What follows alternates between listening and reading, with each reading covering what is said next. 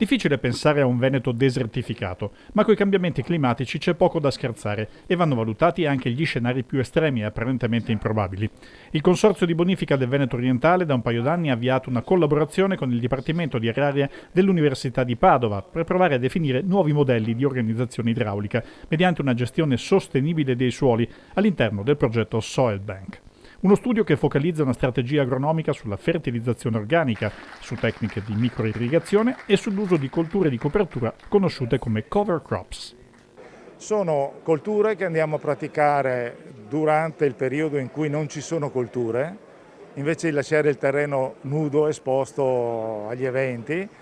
Pratichiamo queste colture che non sono colture da reddito, da vendere, ma sono colture destinate poi a essere reinterrate nel terreno,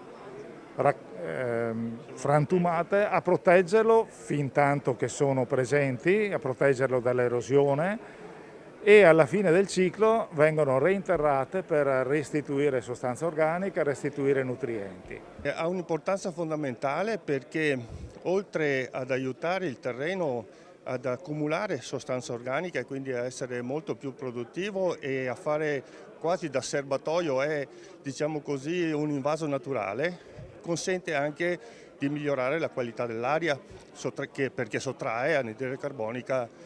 dall'aria e la rimette sotto forma di sostanza organica. Praticamente questo è il processo nel terreno. Ragionare di fertilità di suoli vuol dire anche ragionare di acqua nei terreni, del ciclo dell'acqua, della conservazione dell'acqua. L'acqua si può conservare in bacini, si può conservare in dighe, ma si può sicuramente in maniera molto efficace conservare anche sottoterra a disposizione delle piante, immediatamente disponibile, senza costi, se non quello di fare alcune scelte, operare alcune scelte che portino appunto all'incremento di queste preziose sostanze umiche nel terreno che favoriscono il trattenimento dell'acqua. Bisogna invertire un po' i modelli di gestione dei suoli, quindi la fertilità è un elemento importante, oltre che in vista degli obiettivi produttivi, anche degli obiettivi ecologici, di cattura anche del carbonio nell'atmosfera e di gestione ottimale della risorsa idrica. In un quadro dei cambiamenti climatici bisogna invertire la rotta e questa sperimentazione fornisce alcune prime indicazioni operative da utilizzare un po' per la prassi anche più diffusa nell'ambito del territorio più vasto.